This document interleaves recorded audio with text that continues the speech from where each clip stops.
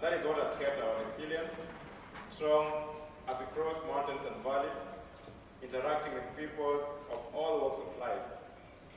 I bring you greetings from Burundi and Rwanda, Uganda and Kenya, Ghana and Nigeria, Cameroon and Ethiopia.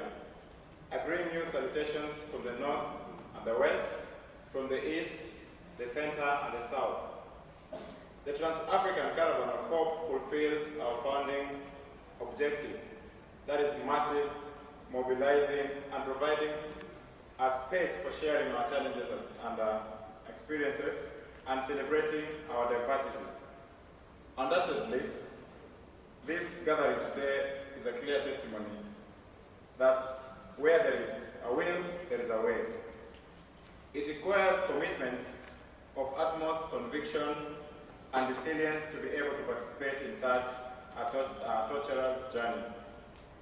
FACTA, as we are known, in short, is brought together in pursuit of common goal of promoting and advocating for climate-friendly and equity-based development.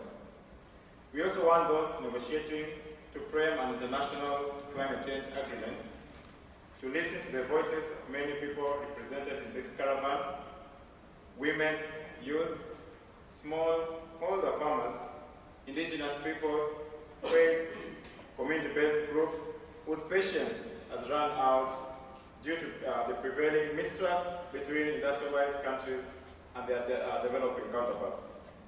Climate change impacts threaten Africans' food baskets, health, land, seeds, rights, natural resources, and livelihoods. It also presents imminent discrimination and violence against women, in particular, forced migrations, loss of sovereignty over natural resources, and the burden to struggle to continue the existence of African communities living in harmony with nature. Above all, it is about justice, climate justice, ecological justice, economic justice, gender justice, historical justice, transgenerational justice, and moral justice. We are concerned at the failure of the negotiations to consider neither the urgency of matter nor the causes and the overarching implications on the people of Africa and their livelihood. Time, resources, and efforts are being invested in endless negotiations. We are worried about our very survival and that of the planet. We are particularly concerned that the continuity of traditional economic development pathways threatens the survival of the humankind on the African continent and require immediate turnaround. This year and the next few years ahead are critical for the survival of humanity on Earth and for our ability to live in conditions that meet our material, spiritual, and cultural needs and aspirations. There is increasingly little time left to take the action required to avert further catastrophic effects of climate change in a manner that is consistent with the developmental needs of the overwhelming majority of the people who live in poverty and deprivation.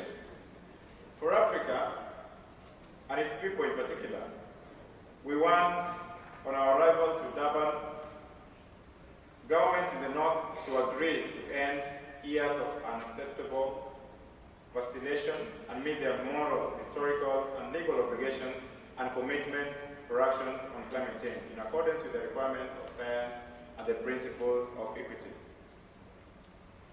Like the other major crises ravaging the world, the crisis of climate change arises principally from policies and practices of advanced industrial countries over a long period of time,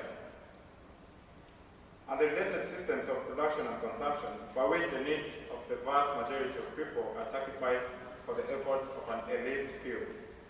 The question is whether climate change should constrain our long-held dream of development and attainment of Millennium Development Goals. We are not responsible for this problem, yet we are the ones being asked to carry the biggest burden. That is paradox of immeasurable proportions. And this is why we embarked on this journey. Our resources, our ability to shout and be heard. We hope the world will hear our cries, that the urgency of addressing climate change to save humanity and preserve the health of the planet calls for global cooperation and genuine commitment, an element that lacks particularly on the part of industrialized countries. Kwa hivyo huo ndio ujumbe wetu. Natumai mumetafsiriwa ama mtajua kile ambacho tunazungumzia, manake lugha ya taifa huko ni Kiswahili. Lakini kumalizia, huu ndio wakati wa kuchukua hatua, ni wakati ambao